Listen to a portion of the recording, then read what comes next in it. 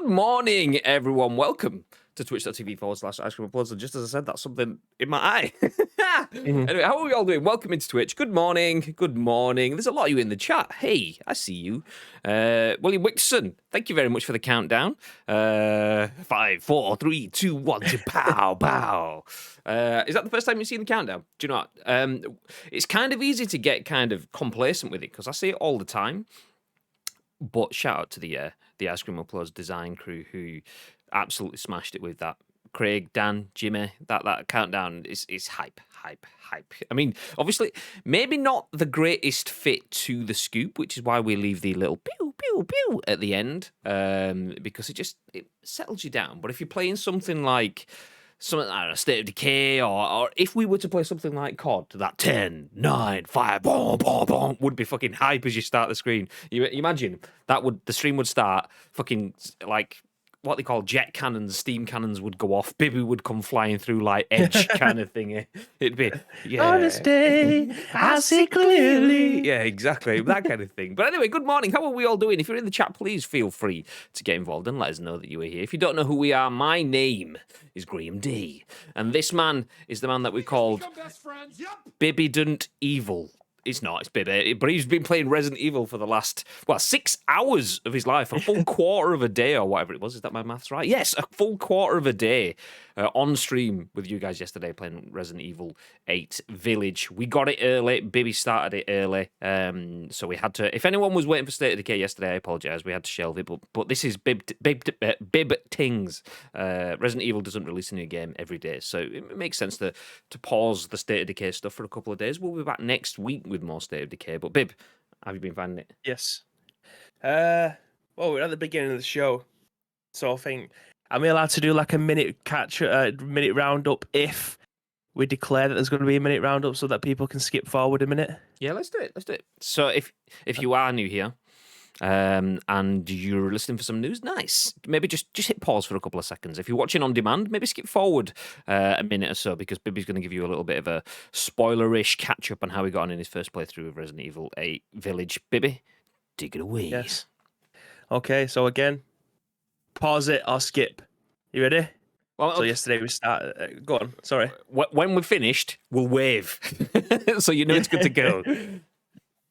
But yeah, I know most of you guys that are probably in the chat was in the stream yesterday as was going on. But we started off the stream with Ethan Winters, obviously he was doing a recap of Resident Evil 7, so we found out what happened in that. Moved on to Resident Evil 8. So far, Chris Redfield has shot me in the face. Not that that's any different from the trailers that we've seen.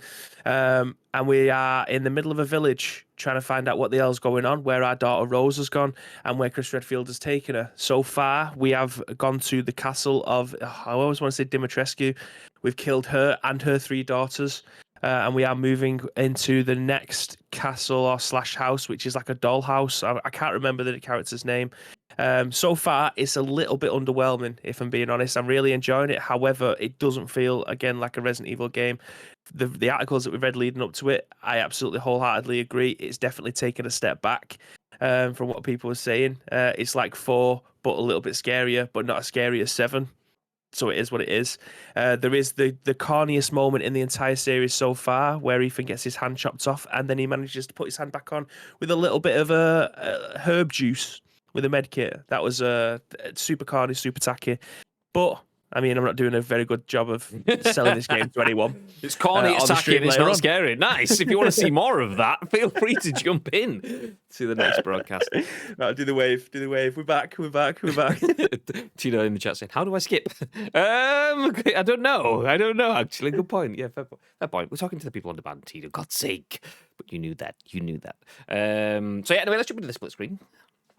There you go, sound effects for you. Nice. How are we all doing? If you're in the chat, please feel free to get involved. As mentioned, my name is Graham Day. This is Bibby. We are Ice Cream Uploads. And as you can see at the top of the screen above our heads, it says that this, in true ice creamy fashion, is The Scoop, the UK's #1 video game podcast, even if we do say so ourselves. Anyway, we are going to give you our thoughts and our impressions on the biggest, the best, and the breaking stories from the world of video games, plus the tackiest storylines in the world of video games as well, if you want any more or Resident Evil, chopping your arm off and sticking it back on with plant glue or whatever it was. Maybe it wasn't plant glue, but that's what we'll call it now. Anyway, we do go live on Twitch each and every single weekday at 10 a.m. ish. It's now 11:42. 10 a.m. ish we go live. We have an emote to cover us for that specific thing. We aren't full time, but we do stream each and every single weekday at 10 a.m. ish live on Twitch. And in this podcast, as mentioned, we do give you our thoughts and impressions, but we also want your thoughts and impressions on our thoughts and impressions, because we turn this live stream into a podcast, a video that goes on YouTube, and an audio podcast that goes on iTunes and Spotify and SoundCloud and Google Play. So if you're in the chat, please feel free to get involved on behalf of everyone watching and listening on demand later at home. Nice. Before we start, a quick reminder, if someone wants to just type !loot drop in the chat, that would be very, very lovely for anyone that's with us live on Twitch, because it will remind you that we do a monthly giveaway that is exclusive to our subscribers. And this month's giveaway will get you a game of your choice from 3 selected games. So you can either choose Ratchet and Clank, a Rift Apart, Super Mario Golf Super Rush, I think it's called, and then the other one is the Mass Effect Legendary Edition. I managed to remember all 3. There was a few errors going through because I wasn't quite sure that I would manage it as I went through it. But there you go. Mass Effect, Ratchet and Clank, or Mario Golf. Those are your 3 choices of the games. Yeah. Nice. Okay. Let's jump into things. Let's get things started. Before I do that, there we go. Bush names on stream. Hey, how's that professional? How you doing? Let's see who is in the stream before we do jump into things. So William Victorson. Is it Wictorson or Victorson? How am I pronouncing that? I'm the first to join. You were the first to join. Good morning. Good morning. King Comic, who was the first to drop a host this morning as well. Appreciate that, King Comic. How's things, dude? You all right? D-Mac, thank you for a host as well. See, that's 2 hosts before we even started the show. Appreciate you very much. Anyone that does want to lurk in the stream, we appreciate that, because every lurk counts as a view, and that helps with the exposure on the channel. Anyone that drops a host does the exact same thing too. So we appreciate anyone that does take the time to like in the channel, to drop hosts. And if you are new here, drop a follow, just like Brummy Tezza has just done. Good morning, Brummy Tezza. See, that's very, very similar. I know a Brummy Wezza. I now know a Brummy Tezza. Wow, this is amazing. Does everyone name end in Ezza? Oh, actually, I'm going to call Shogun Shogeza now. There you go. Good morning. Absolutely. To be fair, I've called him worse, so he'd probably be happy enough with that. Good morning, Gagad. How do I pronounce this? Good middag? Says Robo Daniel. I'll say good morning to you too. Hey. How are we all doing today? Someone has their Slack notifications on, Graham. I do. As we went live, just as I hit the scoop intro, we held on the hold screen for a bit longer than usual, but that's because I was muting my Slack server. So I managed to mute 2 of them, and I said to people, look, I'm just going to have to leave it. We're going to get some Slack notifications coming through, and straight away, pow, there you go. So yeah, when we start, I will mute them so we don't get them go through the rest of the show. But yeah, Chucky Boy, good morning thing. Good morning thing. Good morning dude. How's things? Good morning thing. How's dudes? Good morning thing. Do you know that balls that up? But you've got to give. It's going really well. You've got to hand it to me. Hand it to think. No, okay. I have a question for you. Since you started live streaming the scoop, have you actually gone live close to 10 a.m? A couple of times. Rumor has it that we were there or thereabouts. When we were in the studio, we used to go live pretty close to 10 a.m. Quite often at 10 a.m. But when you're out of the studio, everyone's not in the same place. Everyone's kind of like doing different things, so it's not quite the same. But yeah, in the studio, it was a bit more on time. I'm going to move my clocks forward an hour and a half, then it will always be 10 a.m. ish. Exactly. How do I skip? Only because I saw Baby screaming like an 8-year-old girl live. Touche. I spoke to Abe, who reviewed the game for us, about the arm thing, and apparently makes sense at the end of the game. Ah, okay. Oh, God. I already think that this isn't a spoiler, but I already think that this is going to be one of them games when he wakes up and it was all a dream. That's the way I'm thinking about it, because the game starts off, again, this isn't a spoiler, this is common knowledge. The game starts off with Mia telling his daughter a story. And in the trailer, remember we watched the trailer for the first time, and it was someone telling a story, and it looked like A Nightmare Before Christmas. Yeah. And it had like the dolls and stuff like that. It's the story being brought to life. I've got a really bad feeling that towards the end of the game, it's going to be that Ethan's fallen asleep. and the story's going to be being told, but it's going on in his head at the same time. And I swear to God, if that is the case, I am never playing a Resident Evil game again in my life.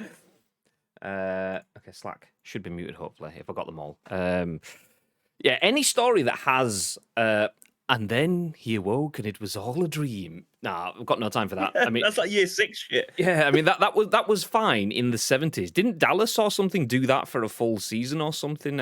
Something I remember my mum talking about it at some point in time. It was a TV. It might not have been Dallas. There was a TV program, and the gist of it, I could have got this wrong, was that they ballsed up the story so badly that they just undid it all by going, and then it was all a dream. So since then, no, just give it up. It's been done. Don't do that. Don't do that. Enix says, I've got an idea for my new name. Oh, really? Go on. Tell me more. Hostess with the mostest. Yeah. I don't believe it. Stop lying, Graham. I didn't say we were always at 10 a.m. Just on Tuesdays. Enix says, there you go. There you go. But you're not a Brummie, though, so it doesn't count. Stop trying to steal the Brummie grind. God, Enix. As Brummie says, Brummie for life. Yeah. It was Dallas. Brought back Bobby after a few seasons of ratings crashed. There you go. Enix Arcade. That's better. There you go. Don't forget your roots, mate. Don't forget your roots. Okay, let's get set. Let's jump into some news, because that's what we're all here for. And naturally, the quicker we get started, I know that you all want to see it. So, like, the quicker we get finished, maybe we can jump it back into some Resident Evil so you can have the slightly mediocre, tacky gameplay or whatever that we've heard so far that we're all excited to see more of. Hopefully it does wrap it up. Hopefully it's good for you. But before that, we do have a spicy news story for today. Oh, my God. We do have a spicy news story for you today. Great. Words fail me. Okay, this hopefully doesn't though. Stoney. Oh my God, Stoney. I got one letter in before I made a mistake. Fuck's sake. Oh, today's gonna be good. Buckle in. Nice. Do you know what I genuinely think it is? It's because I have a Dunkin' Donuts sat next to me and I haven't bitten into it yet. That's what it is. So cheers, boys and girls. Sick of it. It's beautiful. It's beautiful. Okay, let's get back in. Apologies to start this story is going to be donut filled, but it's worth it. Sony to start production on redesigned PS5 in 2022, according to a new report written by Josh Coulson at The Gamer. The redesign will focus on the console's internal hardware. Its external appearance will likely remain the same. This donut is so good.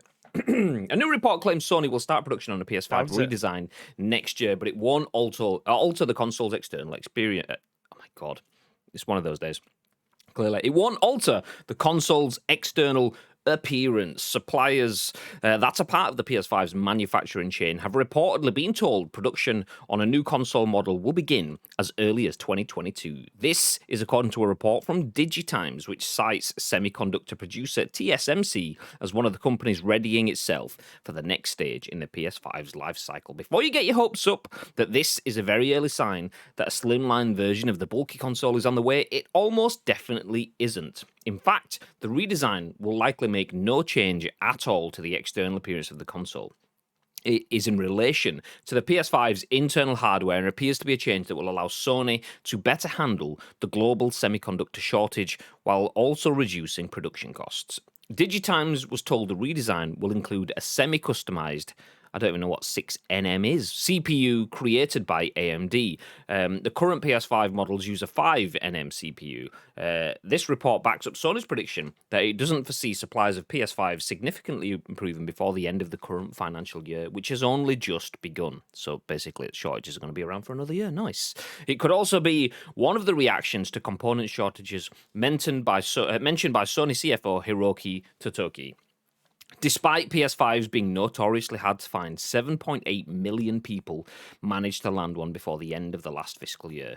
That was actually about 8 people. The rest were all scalpers. Anyway, that was a slight improvement on the number of PS4 achieved during its own first 4 months. A very good sign for the console's potential lifetime sales, as the PS4 currently sits at more than 115 million, and it still isn't done. While the PS5 will look the same to the naked eye for a long while yet, rumours continue to swirl that the Switch will not. In addition to the Switch Lite, you know what, we'll leave that. We've spoken about the Switch Lite, potential 4K, potential batteries, all the rest for quite a while. So we will leave that for now.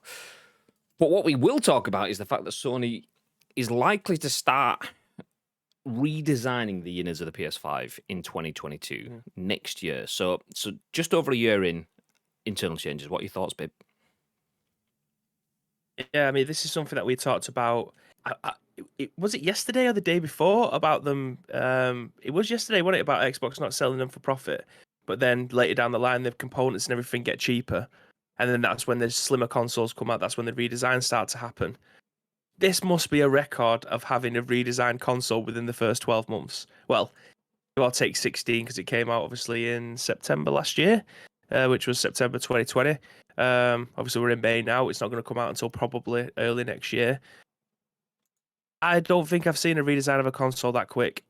I know of consoles that potentially have had different cases or special editions of like a Halo console or a Last of Us console or something like that. But I've never seen a redesign of a console this quick or a slim version of a console coming out this quick. Is this just the technology advancing at such a fast rate that they can do that? Are they just trying to do this now? And obviously the conversation was alluding to the fact that the components are you just can't find them, so they're trying to find alternative components. Like, how quick is it that this has happened? I can't think of a console that did it so quick. Yeah, I mean, it's nothing new from what I've heard with controllers. So obviously, we had the PS. I don't have a PlayStation controller to hand, so I'll use a scuff one instead. So we've had the PlayStation 4 controllers that had the issue with the sticks. So anyone that was a bit heavy-fingered, or even not even heavy-fingered, that just used the controller, chances are within a couple of months your sticks would start crumbling and falling apart. So that sort of stuff was redesigned. Nothing really changed from what you could see, but the materials that we used changed. So Sony has some previous with that. I think the closest I can get to this is PS3. So when we had the 60 gigabyte launch version that had the memory card slots and backwards compatibility in it, and that changed, that's got to be within the first 12 months or so, I'd imagine. And wasn't that down to hardware costing? I mean, this article mentions that it's potentially down to hardware availability. So as it stands, there's not going to be enough supply to satisfy the needs of everyone. So changing the internal hardware of the PS5 means that it will look the same, but everything internally will be different. Not everything. Some things internally will be different, which will allow them to ship more consoles in a stressful period for their production chains. So it kind of alleviates some of that stress. That's not exactly what happened with the PS3. I mean, there was some shortages the PS3, but wasn't that based on cost? The reason they stripped out the 60 gig hard drive and gave you the 8 gig version or whatever it was numbers wise, was it a 60 gig only, and then they changed it to like a 20 and an 80 gig or something like that? A 20 or an 80 gig, not and an 80 gig. And they removed for the PS3. Yeah. So it was something like, it was a 60 gig. Come with a 40, didn't it? Was it 40? Is that what it was? Because I think it was a 40. Yeah, What, that was one that could play PS2 games, I think. Oh, is that what it was? Yeah, okay. My numbers are wrong. I remember that there was something around that, like kind of upper middle benchmark. So I thought it was 60, but it could easily be 40, which had the backwards compatible. Yeah. But then after they got rid of that, they dropped down to a basic one, which was like a 20 gig one, and then like a higher one, and then it kind of went all over the place as the generation went on. Whatever the numbers were, they were kind of irrelevant to the point really. But the point was that they did some changes then. That was probably more as a cost cutting exercise because the console was expensive, but also not expensive enough to cover costs. This, interestingly, isn't a redesign based on expenses. Is like Baby says, maybe it's one of the fastest we've seen redesigns, but if it isn't, is it the first one that we've seen redesigns just to make sure that they can get them out fast enough? Usually it's a financial demand, not necessarily a supply and demand. Yeah, I've just seen Gary's comment there. It says it's not a smaller console, is it? It's just different inside slightly. Yeah, I probably should have made that clear when I was talking about it. I don't think it is. I was just alluding to it usually the first like revision would be like a slim version of the console. I don't think that this is. I think it's just because they're running out of the components to put inside of it, like the standard ones we've got now. I think because they can't get them out fast enough, that's why they're thinking of redesigning it so that they can put new components on the inside of it. But I don't think we're going to get a slim one for maybe at least another 18 months. But I think we'll get, well, I didn't even think that we're going to get a redesign of this. I think the word redesign that they've used in the article and that we've obviously used as a headline today, I probably think that there probably could have been a different word, because redesign usually, for me, always thinks of like an external component rather than an internal one. But yeah, I mean, it's all encompassing. It's David's kind of summed it up quite nicely there. Is it a redesign or a revision? Because the original Xbox had 2 revisions in its first 3 years. Did it? I see. I don't know about the original Xbox, so do tell. Give me more info on that. But yeah, it is pretty quick. I mean, I've just Googled then. This is just off of socialcompare.com, which I've never heard of. So we'll just take it as an absolutely legitimate source. The Sony PlayStation 4 release date, November 22nd, 2013. Sony PlayStation 4 Slim release date, September 15th, 2016. So almost 3 years before we got the Slim. So on that, I mean, not that it's the article says that this is likely to not be anything externally. It's just going to be an innards. So that kind of backs it up as well. We are 2022. We will be about 16 months into a console life cycle. It's half the time that we were looking at any form of slimline console. It was like 32 months the last time that happened. So yeah, it's definitely not going to be that. It's going to be just more revision rather than full redesign. I mean, it is obviously technically redesigning the innards to work using different functions, but yeah, it's a hardware revision as opposed to a full overarching redesign. I wonder if Sony are changing the internal slightly due to limitations with something inside and swapping it out with something easier to get hold of. And yeah, that was to keep the cost down. The launch one got scrapped. As it was too expensive to produce, says Gary. That's obviously in relation to the PS3. Did Nintendo do it with the Wii pretty quick after launch? The launch console allowed you to plug in GameCube controllers, but then they got rid of it. Okay. So yeah, okay, turns out it's happened quite a bit. So, you know what, nice clickbait headline, not really major story. The consoles will be pretty much the same. Whatever goes on inside, a lot of people don't really care as long as it works, and more crucially, as long as you can get your hands on it. And that's where this change comes from. That was me that got an email then, by the way, if anyone heard my email client is open, and now that has been closed. So the only thing I didn't have open on my PC this morning was WhatsApp. So yeah, there you go. Nearly had the hat trick. I'll open it up. Someone just want to send me a message? Nice.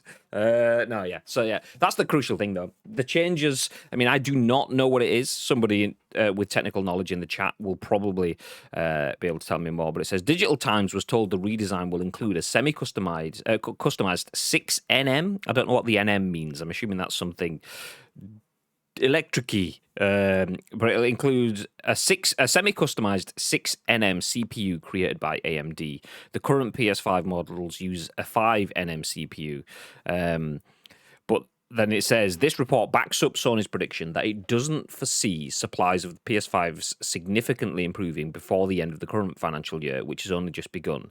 It could also be one of the reactions to component shortages mentioned by Sony. Okay, yes. So they are changing their innards.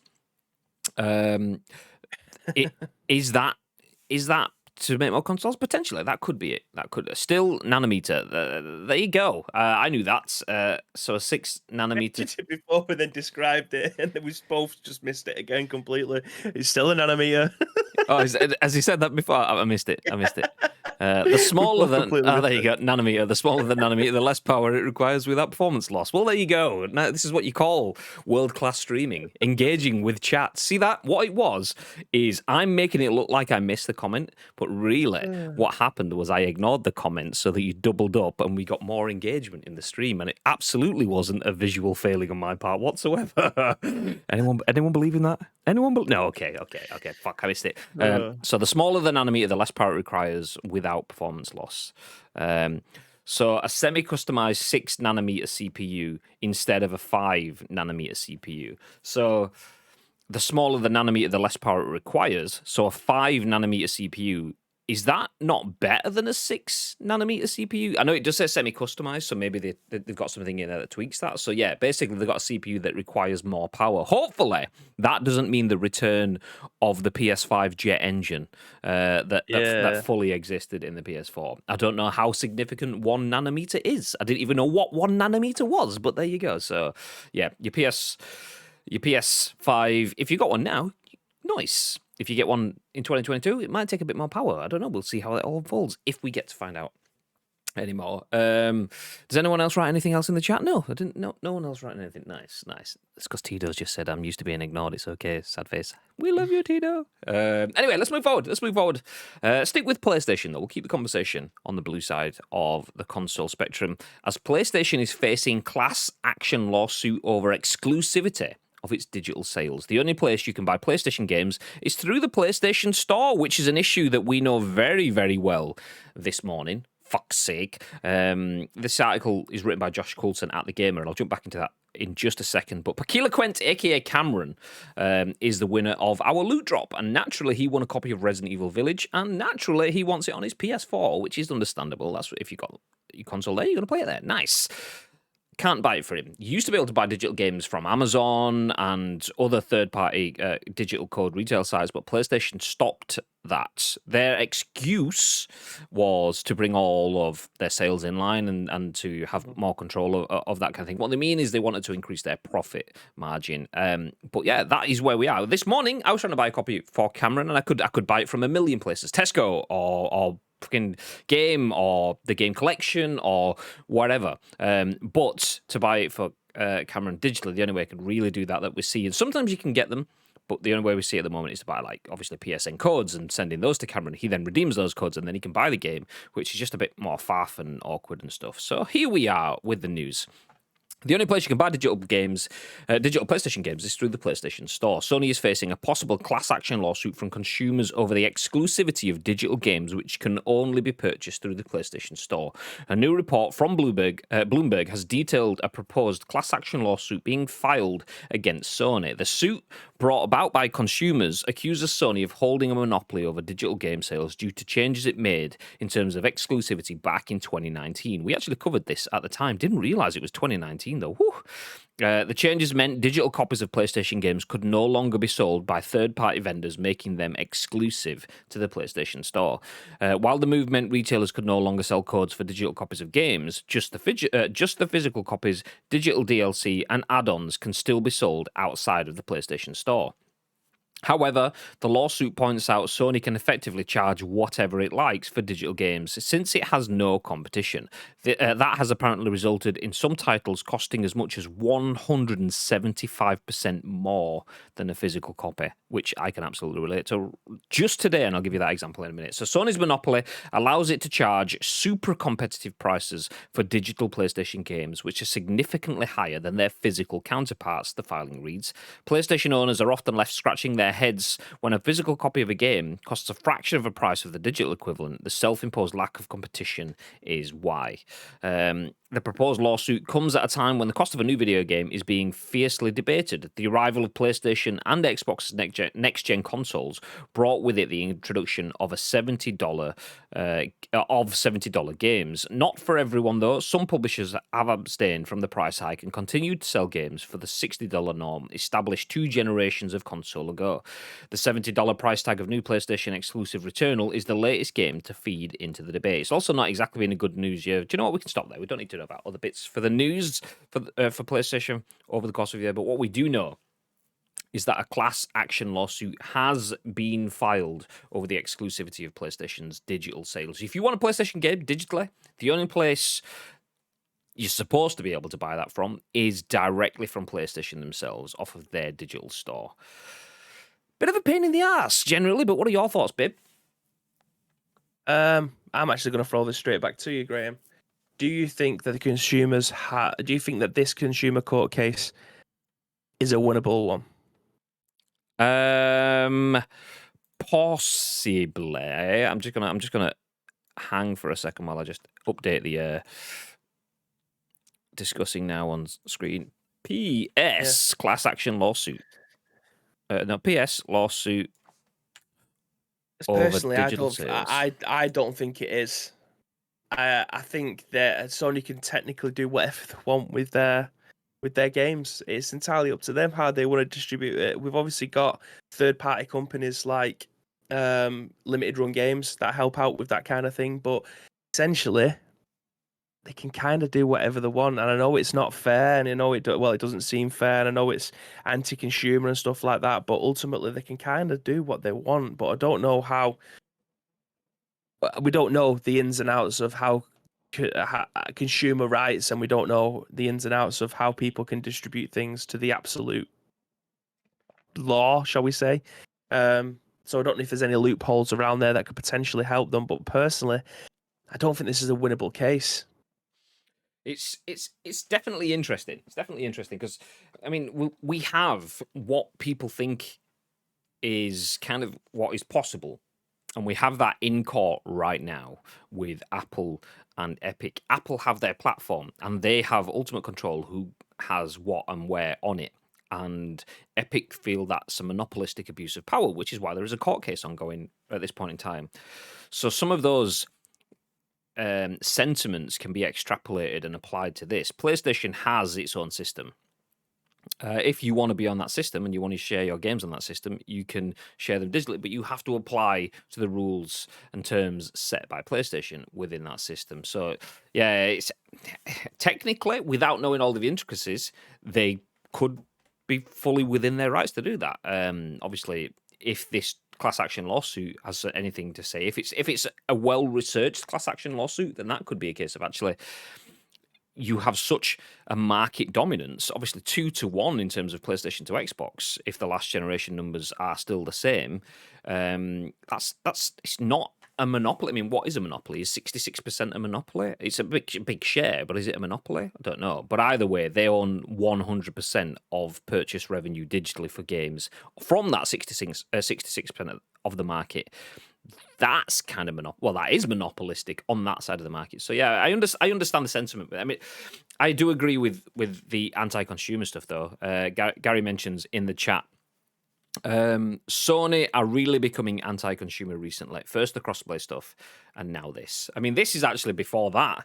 The crossplay, and actually the crossplay was 2018-ish when that kind of happened. We've had the information come out now, but then that was kind of in between that. So they're not really recently. They've just been anti-consumer all along. It's just becoming a bit more apparent. People are picking up on it. Just jump back before we go ahead. William Wixon says, what game are you playing today? I play on Xbox One. Bibby will be playing Resident Evil after this show today. Usually we'd be jumping into some State of Decay or something like that, but Resident Evil today. Sorry, you were going to talk then, Bib. Yeah. I think I was holding in a sneeze. I can't remember. I don't think I was going to say anything. So, yeah, my point with this, to give you the real world example, obviously we're talking about the loot drop winner. This is where it becomes a pain in the ass because PlayStation, having digital exclusivity of their games can monopolize that market entirely. If I wanted to pick up the game physically, the price can vary between 35 quid at Tesco today. So using Resident Evil Village as an example, by the way, I don't know if I made that clear, but 35 quid, you can pick up Resident Evil Village from Tesco today. Or you can buy it from other places for 40 quid, 45 quid, 50 quid, 55 quid, and so on. If you want to buy that digitally, you, on the PlayStation we're sticking with, by the way, you are limited to just $54.99 on the PlayStation Store. There is 20 quid extra. So when a game is 35 quid, if it costs 20 quid extra, that is a huge percentage. Does anyone want to do the maths on the percentage of what that is? But that kind of, it's probably not too far away from the ballpark that it gave in the article. That has apparently resulted in some titles costing as much as 175% more than a physical copy. And that is heavily anti-consumer, especially when PlayStation made a digital-only console. You have absolutely no way to buy games for that console in any way, shape, or form than buying it from them, from their digital store. Yeah, there's also some arguments that, well, don't buy a digital console, and so on. But yeah, A lot of people will do, and especially with the issues that we've had with supply and demand. I mean, PlayStation are changing what's inside their consoles because there's issues with supply and demand. So if people just buy a digital console to get into the next generation, some people will get it at cost and think, "Oh, I've saved myself £100," but that £100 is irrelevant. If you're spending £20 extra on a game, some people will eat that £100 back in a month. Some people will do it in a few months. A lot of people over the course of the year, you will be down money by saving money on buying the digital edition. So it's heavily anti-consumer. Sony system, they can do what they want. I appreciate that, but hopefully, once we're out of a COVID world, I mean, I think that could have been the thing as well. I mean, PlayStation switched to digital, and then the world got locked indoors, so people couldn't buy physical. So PlayStation have probably thought, fucking best move ever. We can just put all our prices up, and everyone's going to keep buying it. Yeah. Hopefully, people now start going, okay, do you know what? I'm gonna pop down to Granger Games, or do they even exist anymore? Or Game, or CEX, or Tesco, or wherever you buy your games from. And hopefully you pick it up physically, because that will start to show them that A, we need to open it up to other retailers because our digital situation isn't working, or B, we're keeping it exclusive, but we're going to be a bit more consumer friendly with our pricing, because our pricing strategy is it's kind of Nintendo. But Nintendo is expensive across the board. PlayStation is just expensive digitally because they want it to be, not because it is, and that is what the norm that has been established is. So yeah, it's not good. It's not good, PlayStation. Sorry. Do you know what? I'm a big fan of the PlayStation brand. Not to the point of being a fanboy, but I absolutely would love to see this lawsuit slap a little bit of that greed off of their faces. The people that make the decisions at the money end of the spectrum absolutely have done that just to maximize profit. And if PlayStation were in the position that they were at the end of the PS3 generation, do you think they'd be making that decision? What do you think, babe? It's we always say that it's always easy when you're in first place. Yeah. But making the decisions based off of what place you're in, it's a fool's game. Exactly. It's like trying to figure out what team Pep Guardiola is going to play for your fantasy football at weekend. You have no fucking idea. It's a mugs game. But I mean, when it comes down to digital consoles, there was no way I was ever going to get a digital console. No. This generation or next generation. The only time I would get a digital console this generation is probably the Xbox Series S, and that is only because it has Game Pass. I've got 1,000,001 Xbox 360 games. Most of them are behind me. Most of them are in boxes there. But I wouldn't be able to play them on this console, but I've still got my Xbox 360. It's still plugged in underneath the desk, so that's not really a hindrance for someone like me. Maybe for the average consumer, maybe, but not for me, because I have them to hand. I can still use them. But this would literally just be a Games Pass machine if I was buying it. It wouldn't be for anything else, because I would have the next generation of consoles right next to me with a PS5. I don't really need another one, but it'd just be for a Games Pass machine. But thankfully, we can play them on PC, so that isn't a reality for me. I don't need it. Yeah,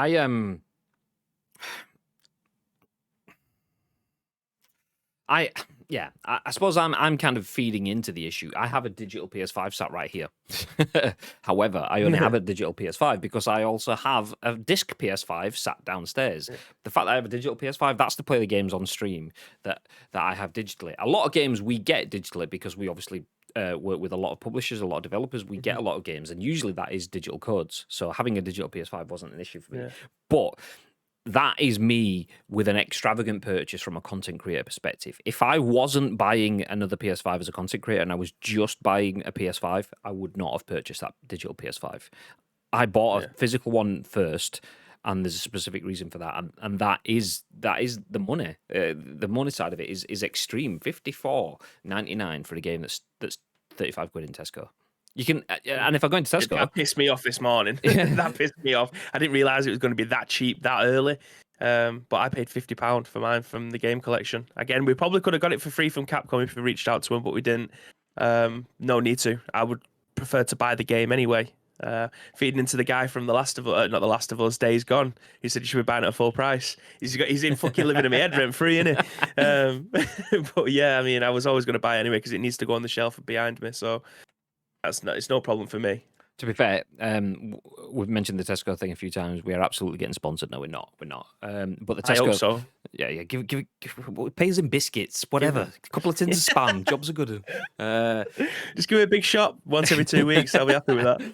But it was something like it was 45 quid, but then it was 40 quid if you were a Tesco Club card holder, and then you'd save an extra 5 quid if you bought it online using a code that's not hidden, that's fully plastered across their website. Basically, if you're looking at this, you can get 5 quid just by entering this at checkout, so it drops it down to 35 quid. So 45 quid without the club card and without the online sort of purchase checkout discount jobby thing. Still takes it to 45 quid, which is still £10 cheaper than it would be buying it digitally from PlayStation. So you can then use half of that 10 quid, get yourself a 2-litre bottle of Fanta Fruit Twist and a nice 200-gram bar of Cadbury's Dairy Milk, sit there, play your way through Resident Evil, and still have 6 quid left over. What? So yeah, it's I know it's the convenience thing of being able to just buy digitally and the fact that you've got it there for the future, but we've already been speaking. Have you got it for the future? I mean, how many PSP games can you play now and download digital? Oh, none of them, because the future for that has been killed. So, yeah. All sorts of if you buy, you can't, this doesn't happen if you're buying it digital, does it? The lenticular. Is it lenticular, Graham? You correct me every single time. Yeah. You nailed it then. Lenticular design. Look at that. Not gonna lie, I was sat there waiting for a lenicular mention, but you nailed it. You nailed it. GG's. Gary says that's why Sony released the digital PS5. I bet as they knew that they'd be bringing in major cash through the digital sales. Exactly. I mean, they'd seen Xbox. Obviously in second place once again, decide that, you know what, we need to try some new things, try something different, and they released their digital only consoles first, and then PlayStation was like, okay, well we'll give it a go, but also charge £1 bajillion. Xbox are like, we'll give you a digital console and we'll give you the best deal in gaming to be able to play the games on that digital console. PlayStation are like, we'll give you a digital console and we will charge you 175% the normal price. It's like, no, PlayStation, sort it out, mate. Anyway, let's move ahead. Enough PlayStation bashing. We love PlayStation. We've got PS5s and all of the jazz, but we're not angry. We're just disappointed. Exactly. Okay, let's move ahead. By Staff. Nice. Staff from VG247 has written this. Welcome to the stream, Staff. So The Division Heartland is a standalone free-to-play game coming from Ubisoft. The world of The Division is expanding. Ubisoft has surprise revealed a new game set in the Division universe today. The Division Heartland is a free-to-play survival shooter coming to PCs and consoles in 2021-2022. Heartland is a standalone game. Is this... No, that's just the normal Division 2 I was going to hit play in the video, but I want... Heartland is a standalone game that takes place in a new setting, providing a new perspective on the world. You can sign up for early tests at the link just there in the article.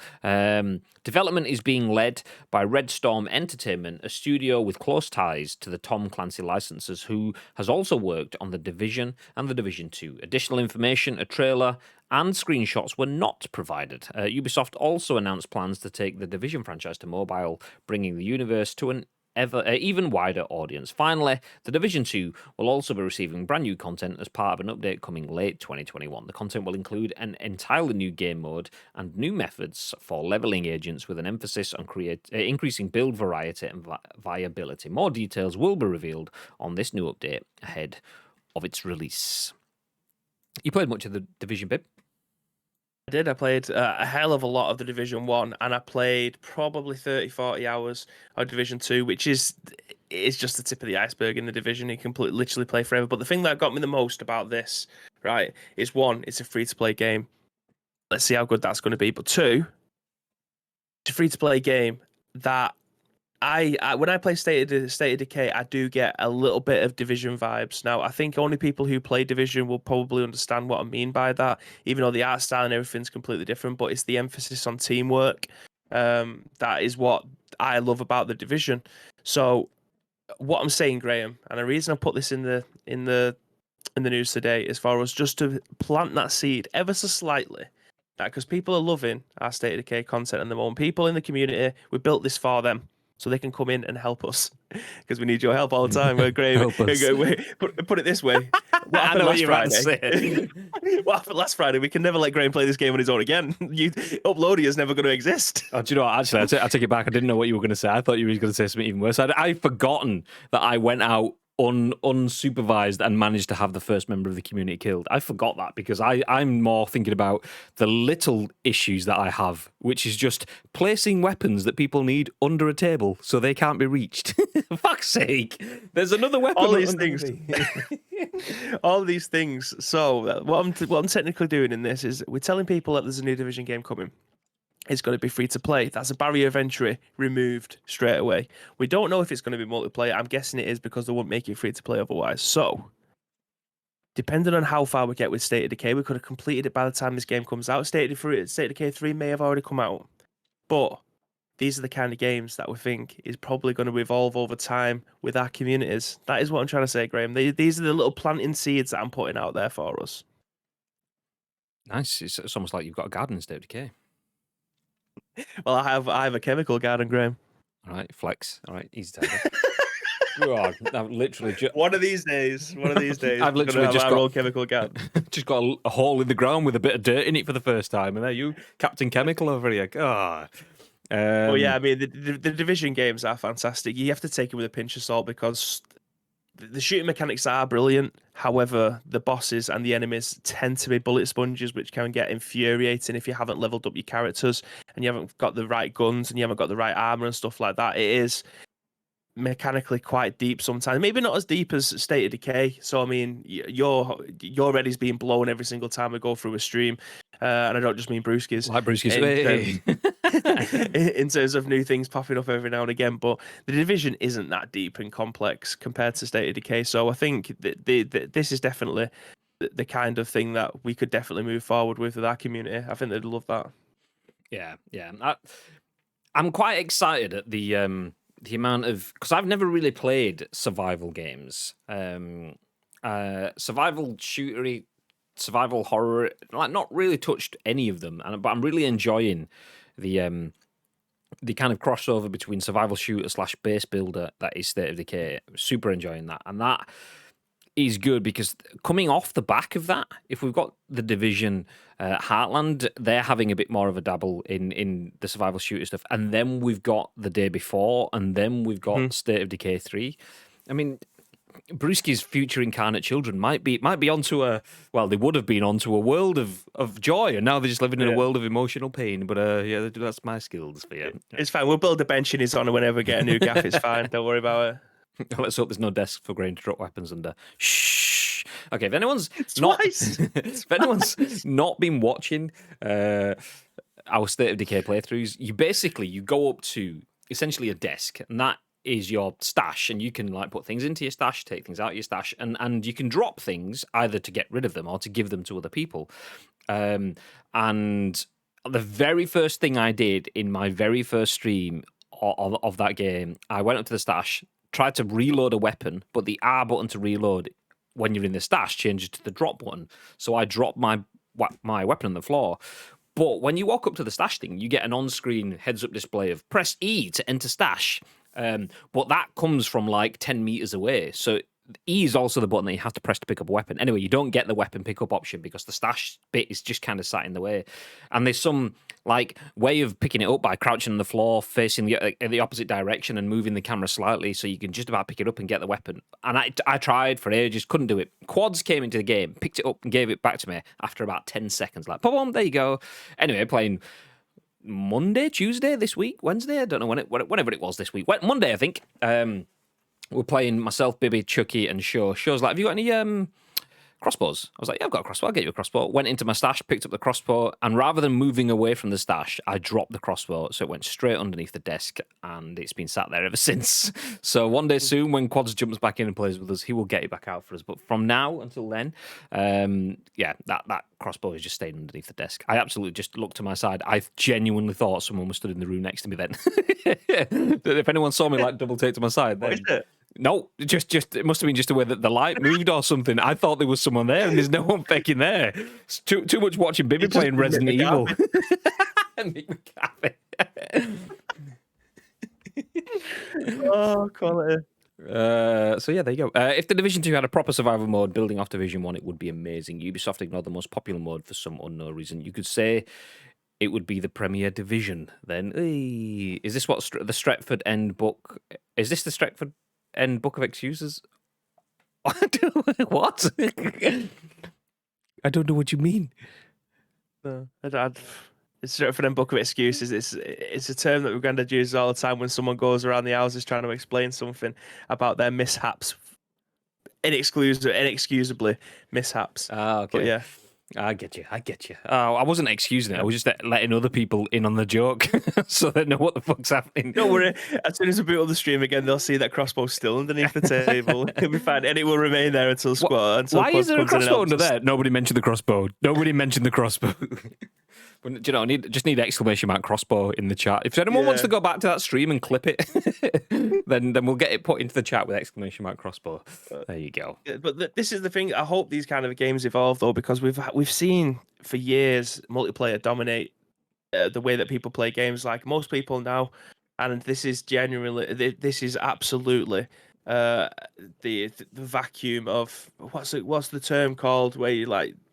It's just Pigeon. Echo chamber. Oh, no, no, it's an echo chamber of what we see on social media about people kicking off about multiplayer games. The single player games have got a massive boost, and I'm so glad that they're making a massive comeback purely because the writing is getting so much better. They can do so much more with video games now. The discs are getting bigger, the downloads times getting bigger as well as a result of that. But single player games are coming back. But having the single player element of a game with your friends in a co-op scenario of a bigger story is absolutely where I get my kicks. That's why I love survival horror games, because sometimes, well, I mean, the writing is usually pretty decent, so you have a nice little story to be able to go through, but taking a co-op stance, that's why I love Resident Evil Revelations 2 so much, and Resident Evil 5 to a degree.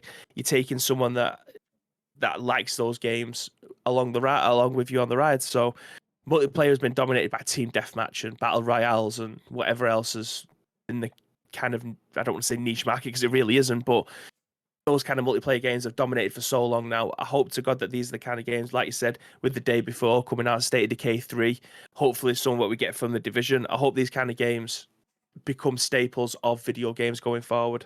I mean, I kind of feel Battle Royale did survival dirty. Because if you think like go back 3, 4, 5 years-ish, DayZ was still in hearts of minds of people. It wasn't kind of this game that just kind of is, but kind of isn't, but never did. Back then, it was like, okay, we're onto something here. If this could be exceptional, and then that kind of had the wind taken out of its sails by the tangent off into Battle Royale, and then Battle Royale's kind of blown up and taken that away. But DayZ's still there. I think even just the other day, Sacriel was streaming DayZ. He might even be streaming it now. I can't even see. Do you know what? Summit was playing it this morning. He's still playing it now. Summit's still streaming DayZ to 29,000 people. So there's definitely still a vibe there. So if all I'm going to say is Ice Cream Upload started playing State of Decay 2 and Summit's now started streaming DayZ again. That's all I'm going to say. That's all I'm going to say. We played it first and then he's played that afterwards. So yeah, influencing the influencers. That's what we do. No, there's definitely something there. And I think the industry sees it. The good thing with it is it's either a game that has no end game, or it's a game that has a definitive end game quite quickly if you're playing fucking DayZ and you get absolutely pops from nowhere. But it's the fact that it's something that keeps on going, and it's not the rush towards a target. It's not get 75 kills or whatever it is in a TDM. It's not become the last team in a battle royale. It's a continued survival. Build something together. Uploadia is our community on State of Decay 2, and it started out as a man in a shack, pretty much, and we've now got we've got a bigger shack. That's what we've got, pretty much. We've taken over Diner. We're not owning the land yet, but there's clear lines to advance or not, and that's kind of exciting. So yeah, looking forward to see what the Division Heartland turns into. Obviously, we've not seen anything, as it mentions in the article. Any additional information, trailer, and screenshots were not provided. So this is just the very, very earliest news. So 2021, 2022 is when it's coming. So it could still be 12 months away, but we will keep you updated. Do you know what? I'm going to put a guess and say we will see the first look of that in a month. E3, Ubisoft Forward, or whatever they're going to call it for their E3 content. We will see the Division Heartland there. That's what we're going to see it. Yeah. Thanks. What was I going to say? I was going to say something about good about PlayStation there. Oh, that was it. So we've been bashing PlayStation. It's not intended to be a bashing PlayStation stream. It's just the news. Sometimes the news falls heavily in favor of someone and not in favor of someone else. And the news hasn't been great to PlayStation in the sense of the PlayStation Store class action lawsuit, digital sales stuff. But one thing that PlayStation has done on the subject of single player stories is they have, as they mentioned, stuck to their guns and taken more risks. So Returnal, which is a game that a lot of people are playing at the moment, we covered in yesterday's news actually with mouse and keyboard cheats and stuff. But Returnal is a single player story that's different to the multiplayer dominated stuff that we've seen. So whilst PlayStation, yes, they are taking money off you hand over fist, 175% for a digital game. Yikes! They're at least using that money to give you good gameplay experiences. So yeah, they're taking the money off you, but giving you good gameplay experiences for it. So yeah. There's some good in there somewhere. You can if you dig, you can find it. But let's jump into our final bit of news for the day. How do we like to wrap up the week usually, babe? It's by a little concept called Free Game Friday. A Free Game Friday usually includes this, which is the Epic Game Store's next free title. It has been announced, and this is by Tom Ivan at VGC, so The Lion's Song will replace Pine, which is currently free to download. Next week's free Epic Game Store title has been revealed. How the feck do you say that? I'm glad you're reading it. Mipumi Games? Okay, well, there we go. Mipumi Games, The Lion's Song, a narrative adventure game focused on a cast of Austrian artists and scientists struggling with creativity and inspiration, will be free to download from May the 13th to the 20th. It will replace Pine. I'm going to hit play on Pine because it looks nice. It will replace Pine, an open-world action-adventure game set in a simulated world in which humans never reach the top of the food chain, which normally costs £19.49, but it's currently free to download. So if you've got Epic Game Store on PC, you can get this game, which you can see the video moving on stream right now. Epic claimed in January that the Epic Game Store had attracted over 160 million PC users since launching in December 2018, and they've spent a shitload of money on getting these free games, as we found out earlier this week. And I think it was Wednesday's show potentially, if you were listening, we had some prices which were revealed in the Apple versus Fortnite case. So we know Epic is investing heavily into getting new users to their platform. Maybe you don't want to be on PC, maybe you don't want to be on Epic. That is perfectly fine. But if you're ambiguous and you have no feelings either way, I would 100% recommend getting the Epic Game Store downloaded on your PC, because there is a lot of content that you're missing out on. This might not be your thing. Pine, after looking at it, looks like it might be fun, but it's probably not going to be my thing. I don't know much about The Lion's Song either. I say much, I mean anything about The Lion's Song. But all I know is they're free, so I can at least get them, keep them forever, and give them a try. And if I don't like it, then I've not lost anything. It's not free on the basis of a subscription. It's just, it is what it is. Nice. What are your thoughts, babe? Yeah, I mean, I've just had a look at the trailer for Pine again. It definitely is my kind of game.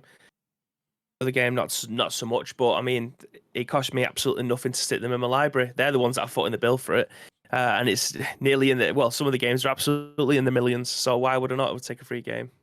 Exactly. Get your freebies. Free Game Friday. Nice. But that's it, ladies and gentlemen. Thank you for joining us for another episode of The Scoop. For a full week of content, we appreciate you being here very, very much. We are going to disappear now. I will be gone. Not gone, but gone. Bibby will just be gone, and then he'll be back because he's playing through Resident Evil Village. On stream for you today. He got about 6 hours in yesterday. The game is 8 to 10 hours, which I Googled. So chances are, if you want to see Resident Evil Village be finished, then check out Bibby's stream after this, and you'll be able to see the game be finished today. Spoiler, potentially. Asterisk, potentially. You never know. Around 8 to 10 hours. I mean, that means nothing to me. I'm the kind of person that can make an 8-hour game last for 16 hours. So, yeah, we'll see. Same though. I'm genuinely the same. I spend so much time looking at everything else around where I need to be looking for. Best way. Take everything in. Before that, though, babe, before you go off and come back and play some Resident Evil, is there anything you want to add? Yeah, again, thank you very much to each and every one of you that have joined us for this week. That is another week done of the scoop. Where else am I going with this? So thank you very much for watching. No, I'm not going Wales. Oh yeah, if you do want to be involved with the show, there's two ways you can do that. First of all, find us on social media. It's at Ice Cream Riddles across all major social media platforms, as well as finding us in Discord. If you are watching this on any of the on-demand services, go into the description below. You'll be able to find all the links to the stuff. There is an area in there called the Scoop. All we need from you is a URL plus your thoughts and opinions. We will then give you our thoughts and opinions on the very next show, which will be at what time? On Monday, Mr. Graham Day. Bright and sprightly at 10 a.m. on the dot. Ish. Also, Pirate, hey, how you doing? I see you. I saw you in the chat a little bit before. I was going to call your name out and then just got distracted by the news and never did. So, hey, I see you. Appreciate you all being here. Thank you very much for lurking, for joining in the chat, for dropping the hosts, and to Brummy Tezza for dropping the follow as well. Appreciate you all. And we'll, yeah, as Tito says, we'll see you at midday-ish on Monday. Well, I will. Bibby will see you very, very shortly on the channel. If you're watching this on demand, you can see Bibby's playthrough of Resident Evil. It will be on our previous broadcasts on Twitch. And if you're listening on demand, same thing applies to you. Have yourselves a fantastic weekend from me, though. Bibby will see you shortly. Until then, have yourselves a good day and stay frosty.